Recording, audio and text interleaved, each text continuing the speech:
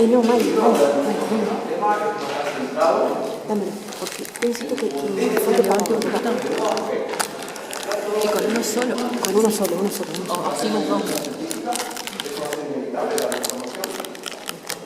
Y la otra impronta va a ser cuestiones ambientales, o sea, un punto de vista científico y ambientalista. Esos son los dos contenidos que vamos a tratar en el museo. Eso lo digo porque hay muchas otras formas de analizar estos mismos temas, muchos otros puntos de vista. Yo puedo abarcar todo, no intención tampoco hacerlo, voy a plantear desde esos dos. Dentro de eso van a encontrar una presentación extendida. Acá no hay ninguna cuestión de resultado, gráfica, estadística, modelos, ecuaciones.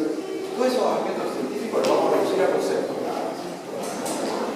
Y va a su vez a pivotear en tres conceptos básicos, que va a ser uno entre ríos, o ríos urbanos, o arroyos, vamos a ver. Otro de los conceptos por donde nos vamos a mover es el concepto de las ciudades de esponja, que creo que ya ha sido desarrollado previamente. Y otro de los conceptos va a ser la descanalización, desentubamiento y desrepresamiento de los ríos que previamente fueron revueltos, canalizados, entubados o represados. Eso es todo. Esa es toda la estructura que tiene. Entonces, la primera cuestión es una idea básica sobre el río, o intentar entender el concepto del río, menos como nosotros lo entendemos, o como me gustaría a mí que se entienda el concepto del río. Yo le marqué ahí las 3D de un río. Estos son conceptos científicos. Son conceptuales. Son conceptos científicos. La primera D es la dimensión. Son las 3 dimensiones que tiene un río. La dimensión longitudinal, que eso es bastante obvio, ¿no? La dirección primordial de la corriente determina la dirección longitudinal del río, la preponderante. Segunda dimensión va a ser la lateral. Los ríos no están solos, los ríos no son trincheras, canaletas por donde cruza agua, de ningún modo. Están conectados por los laterales. Se conectan en algunos casos, como el Paraná, de una forma marcada, de una forma grotesca, grosera, en el sentido de las dimensiones. En este sector de la planicie es el lugar donde el agua expande y va inundando otras áreas del Paraná. El Paraná, en este caso, que lo tengo como ejemplo, tiene aquí un ancho de 20 kilómetros. Estamos a la altura de Victoria, ustedes lo saben por la conexión física Rosario-Victoria, lo habrán visto. En ese caso estamos hablando de 60 kilómetros de ancho. Todo eso es río. O sea, el río no es el trayecto del tramo principal, si están en Rosario, que van a cruzar navegando. Es todo el otro también. Todo está conectado en los dos sentidos, fluyendo del río hacia la planicie, hacia las partes bajas, lagunas, arroyos, cauces secundarios, etc. Y fluyendo desde estos hacia el cauce. Esa es la segunda D, la segunda dimensión. La tercera dimensión es la longitud, vertical. Las aguas no están solas ni son lo que uno ve, no son aguas superficiales, aunque la definición de río habla de aguas superficiales. Pero naturalmente están conectadas primero con una capa más cercana al fondo que se llaman correos, y segundo, con lo que todos conocen, que son los acuíferos. En el caso del acuífero guaraní es el que domina, o sea, grandes reservorios son extensos, tremendamente extensos, de agua potable, de agua pura en términos generales. Lamentablemente en algún aspecto ya está contaminado, pero ¿por qué está pura? Bueno, porque está ahí desde hace milenios, sin tocarse, enterrada en la dimensión longitudinal. Esto agrega una cuarta dimensión, que también lo inventé yo, a fines didácticos, que es la dimensión humana, es decir, la cosmovisión que tenemos de los ríos. Hasta ahí venimos con definiciones más de tipo pragmáticas o de tipo científica, más rígidas. Agregamos una cuarta dimensión. Esa cuarta dimensión se refiere a cómo se ven los ríos, el rol que juegan, el papel que se les da desde un punto de vista humano, desde un punto de vista social, cultural. Y esto abre un abanico de diferentes temas y formas en que nos vinculamos con los ríos. Desde los aspectos emotivos, un río puede ser fuente de inspiración, de poesía, de música, fábulas, etc. Poetas como Juan L. Ortiz, acá en Entre Ríos, que gran parte de su obra está centrada en el río, concretamente sobre el Paraná. Por poner nada más un caso, estamos hablando de un patrimonio, de una herencia cultural. Imaginemos en el antiguo Egipto, sin el Nilo. Nunca hubiese sido. Evidentemente, era clave para que esa civilización pueda surgir. Y lo sigue siendo incluso clave hoy, a pesar de que hoy sí ya está alterada la dinámica original del río. Entonces el conocimiento de los egipcios para comprender que las aguas subían en la segunda dimensión que les marcaba, que abarcaban los laterales, la planicie de los ríos y que al bajar dejaban tras de sí nutrientes que luego iban a ser aprovechados para cultivos, fue clave en el desarrollo de esta civilización. Y tan clave fue que la permitió, fue el factor clave de permitirla, y fue por ende el río, el Nilo, incorporado al carácter de deidad por estas culturas. Ese nivel se lo consideró. Otro ejemplo, si nos vamos más para atrás, las primeras civilizaciones, o la primera, los sumerios se ubican más o menos, no sé si ahora habrán visto en la historia, la primera civilización humana. Bueno, en algún momento lo habrán leído, que ahora se sonará. Si les digo Mesopotamia, la Mesopotamia de Oriente Medio, actual Siria, Irak, que está dada o demarcada por el río Tigris y el Éufrates. Tienen que haber alguna vez escuchado, supongo que sí. Bueno, esas civilizaciones, una de las primeras civilizaciones humanas, fueron dadas por la comprensión de la dinámica de los ríos. Que esos dos ríos generaron una especie de microclima, estamos hablando de todo paisaje desértico alrededor, una especie de microclima que permitió florecer la primera civilización humana. Ese es el vínculo que se ha tenido y que de algún modo se tiene, en algunos de los casos, con los ríos y las distintas civilizaciones, por el río y la relación humano-río. Ha abarcado muchos otros aspectos también el río. Pueden estar pensando ustedes. A nivel filosófico, el Pantarrey Heráclito, básicamente basado en el concepto inspirado en el concepto de un río, si todo fluye, todo cambia, todo se transforma. No se puede bañar, puede bañarse en el agua de un río 2 veces. Es decir, los ríos han sido atravesados, por la cultura, perdón, han sido atravesados por los ríos, en el sentido de la necesidad, en el sentido de pertenencia, de relación. Por eso que son un factor cultural. Y esa es la cuarta dimensión, el factor cultural que representa el río. En la tradición judeo-cristiana, que la mayoría de estamos envueltos de una manera, ¿qué representa el río? El río es pureza. ¿No? El río es lo que representa la pureza. ¿Dónde se bautizó Juan el Bautista? Cristo. En el río Jordán. Es decir, están presentes siempre las culturas humanas. Por eso que amerita una cuarta dimensión y comprenderlo un río antes de modificarlo, antes de hacer un cambio de cualquier magnitud, o antes incluso de considerar la contaminación de ese río, es conveniente pensarlo en términos de esas 3 dimensiones, para comprender la complejidad y la totalidad de un río. Ya vamos a enfocar sobre ríos urbanos. Lamentablemente, era revolución industrial y post-revolución industrial, lo que pasó con los ríos es que pasaron de ser venerados a simplemente ser humillados. Es decir, el río ya se cambió el concepto, al menos desde un punto de vista occidental, o europeísta occidental. Y el concepto del río ya dejó de ser una deidad, dejó de ser fuente de recursos, de admiración, para apenas ser un canal por donde fluían desechos. Porque, en definitiva, la contaminación, y me meto un poco en el tema de contaminación, la contaminación es voluntaria. Eso es lo que digan las definiciones científicas. La contaminación del río es voluntaria. Alguien decide que se va a contaminar ese río en pos de alguna producción determinada o cualquier otro beneficio económico o el que sea. Entonces, en ese sentido, el río, por esa nueva mentalidad marcada por la revolución industrial, pasa a ser simplemente una oportunidad de lavar los desechos, de tirar todo, mandar todo hacia otro sector, o sea, agua abajo. Ese fue el cambio de la convención de los ríos.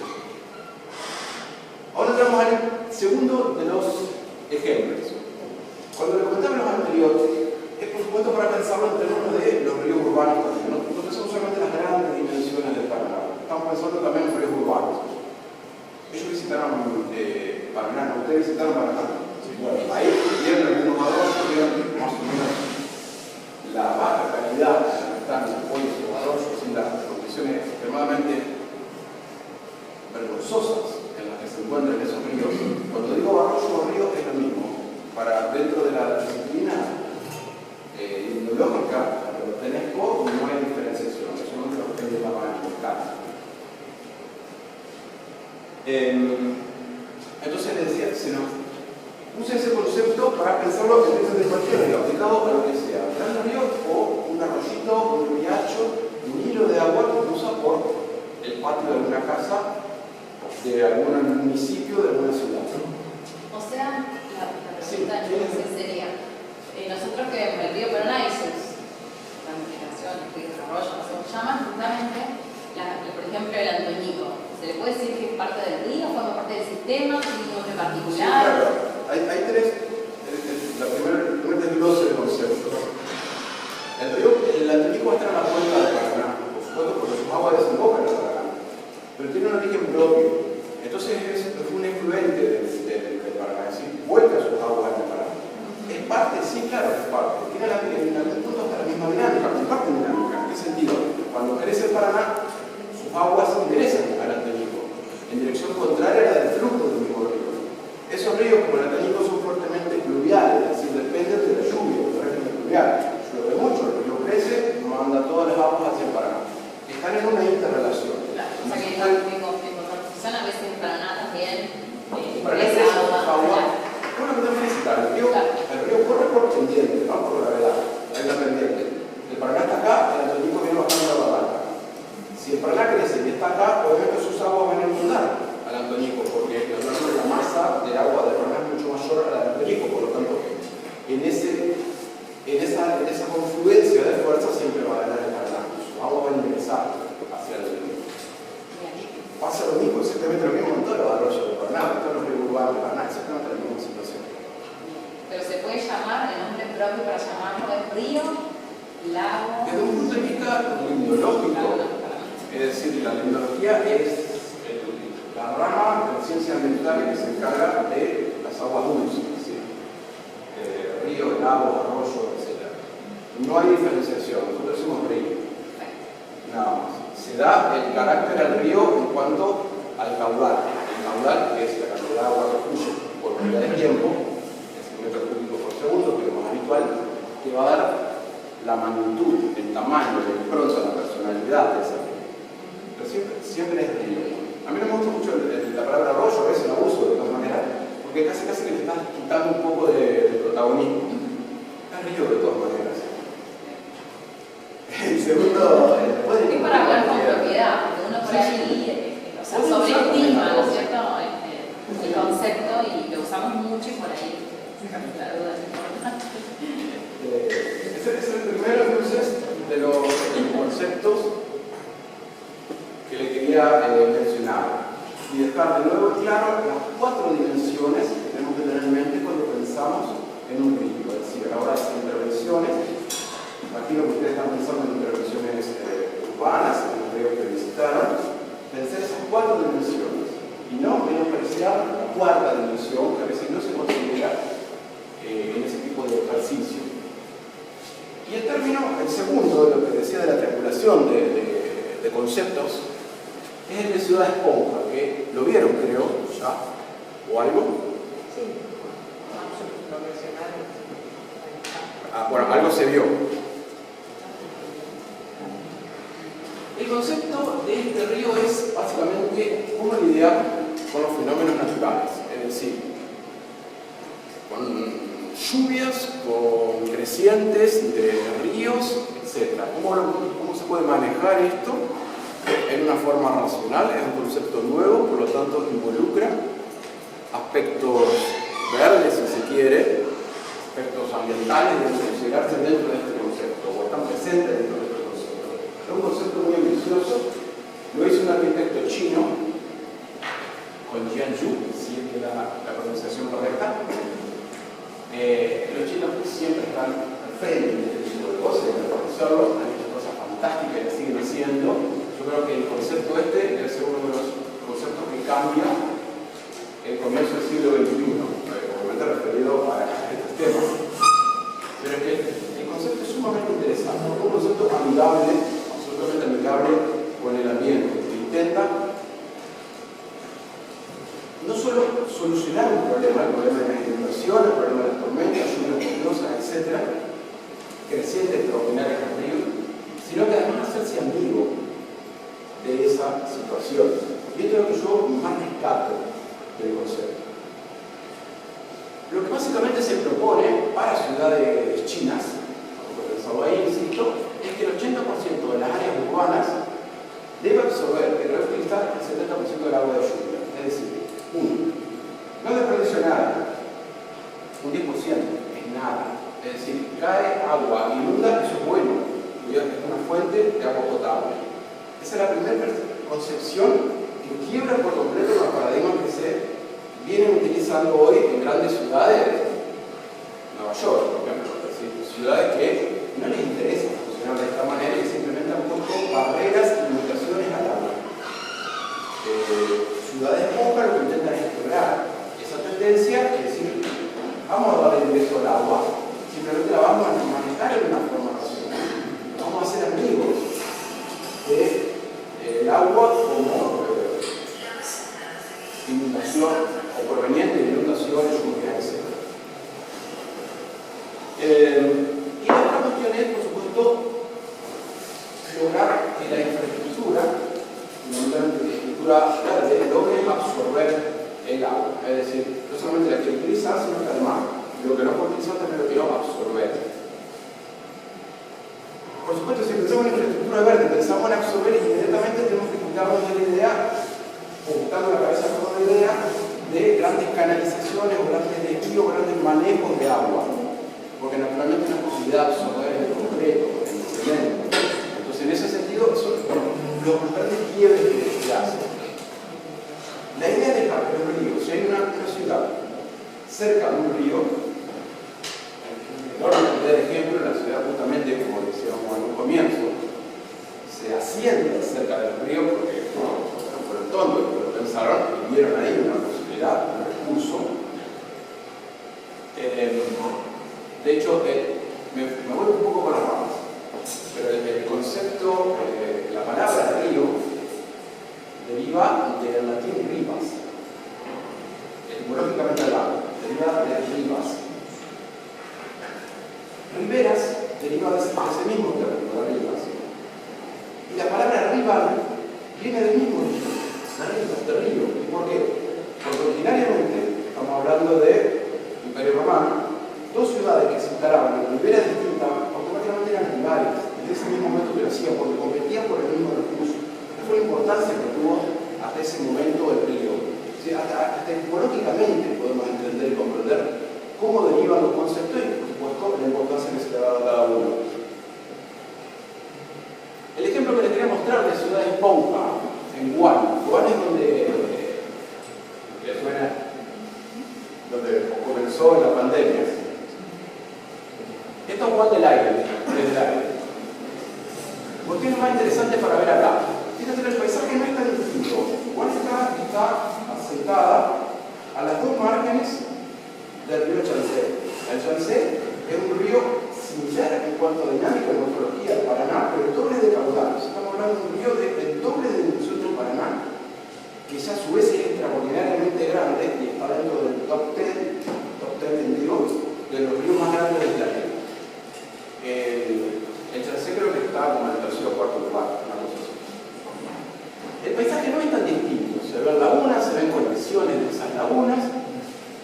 Aquí se ve el otro sector de la ciudad, más al lado, este es un sector periférico.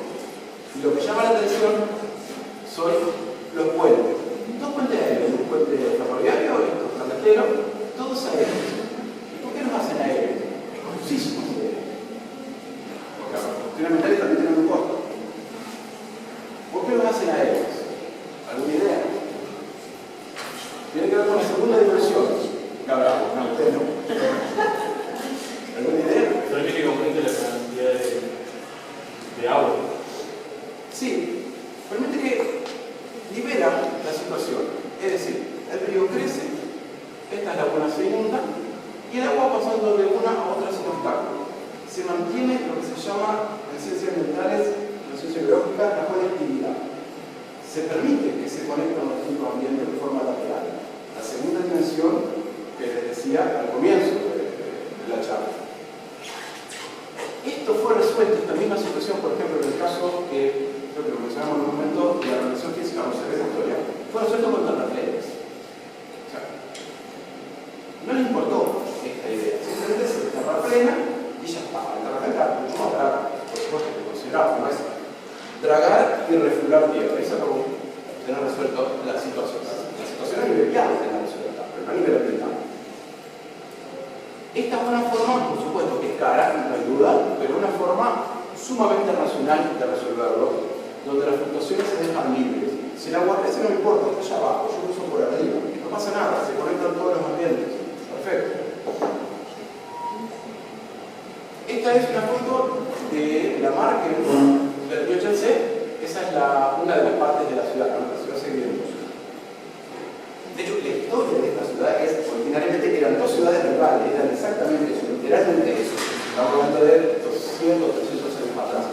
Que en algún punto, para romper esa rivalidad, para abandonar esa rivalidad, decidieron unirse como una única ciudad y así surgió. Lo que ven acá son márgenes libres.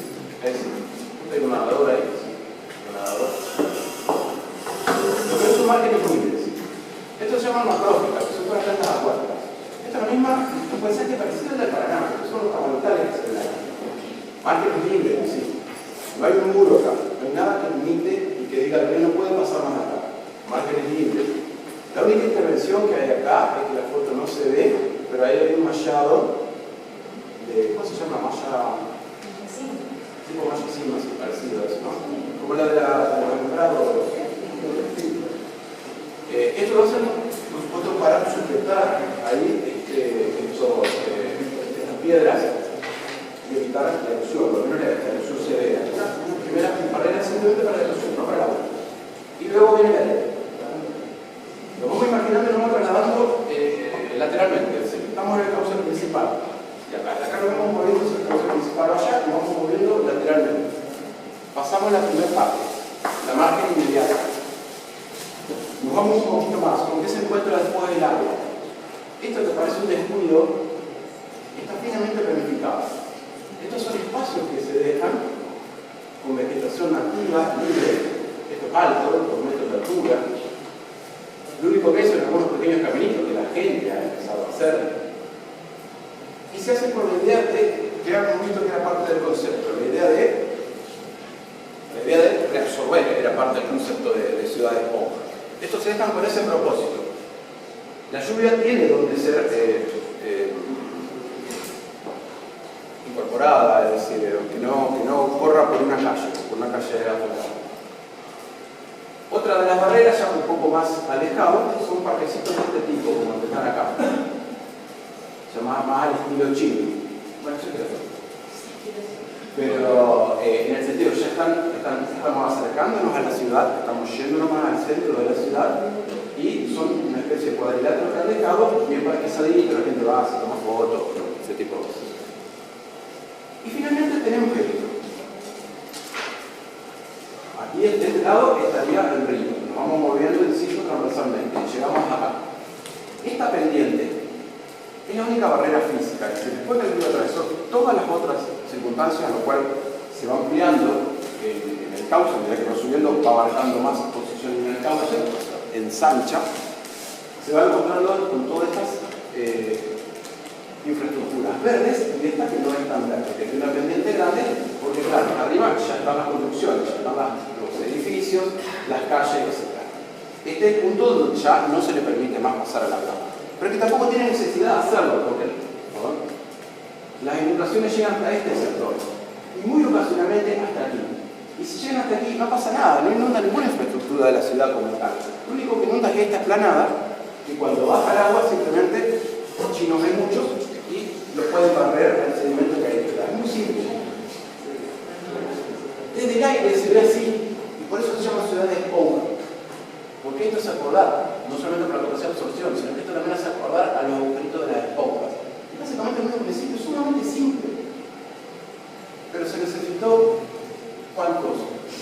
Cientos de años para lograr un desarrollo, después de ese habían sido ya desarrolladas las grandes urbes. Vamos a comenzar la escala temporal a partir de ahí, a partir de tener grandes urbes y tener problemas de inundaciones en grandes urbes.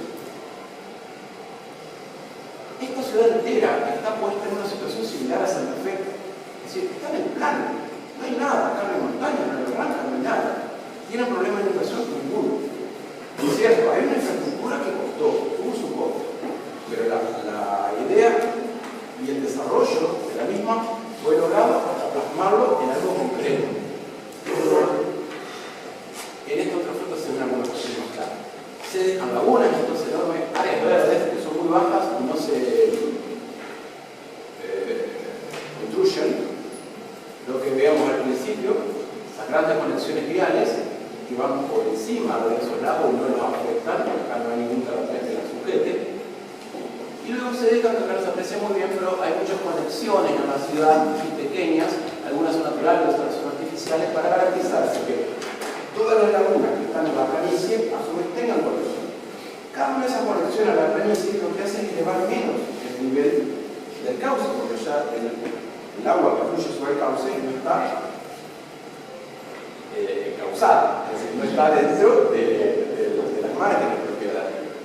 Entonces, cuando más espacio tenga yo donde depositar volúmenes de agua, naturalmente esa creciente va a ser menos pronunciada, va a ser menos elevada, tiene más lugar donde expandir y tengo a su vez reservorio de agua dulce. El concepto cierra. Y esta es un poco una paralelismo que voy a hacer ahora, por lo menos en lo que a mí me recuerda. Está en la noticia, hace poco salió, que van a licitar para continuar el terraplén acá de Rincón hacia el sector oeste, posicionándolo en Rincón al oeste, noroeste. Y esto es lo que se ve ahí, ¿no? Es una foto ilustrativa nada más. Entonces, de nuevo, lo conceptual, vamos a lo conceptual. A mí esto me hace acordar esta idea de defiendo la ciudad, hasta se llama defensa, defiende la ciudad de inundaciones a través de murallas. Me hace acordar mucho a las murallas, es un castillo medieval, ubicado en Chinon, en Francia, donde la muralla tenía exactamente la misma función. Estaba pensando igual, con la muralla me defiendo del enemigo, en este caso el enemigo era un ejército determinado, tenía arqueros, lanceros, ballesteros, etc., dispuestos a evitar ese ataque o contrarrestar ese ataque. El concepto es mismo. Aquí se hace una muralla donde el enemigo pasa a ser el río. Y acá es donde voy a tener fuertes diferencias. Por eso les decía, yo me acuerdo que un castillo también es mental. Hago las dos actividades, más la primera que la segunda, pero son dos. Conceptualmente es muy parecido. Yo me defiendo. Si me defiendo de algo es porque tengo un invasor. Considerar al río un invasor es absurdo a nivel conceptual. Ya sé. Muchos van a pensar, bueno, a ver, tengo una población, tengo la población de Rincón, tengo que defender, o sea, de algún modo, o sea, la tengo que proteger, no puedo dejar que se inunde. Yo estoy de acuerdo. Y creo que no voy a negar que hoy sea necesario hacer esto. Lo es.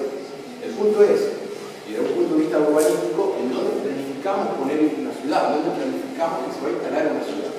Si va a ser en el medio de la planificación del Paraná, como es la ciudad de Rincón, naturalmente voy a tener que pensar en otro concepto. La bomba puede ser una solución para eso. Este concepto ya queda obsoleto. A pesar de que, insisto, dada ya la circunstancia, es muy difícil encontrar una solución alternativa, considerando todos los aspectos involucrados, económico, social, etc.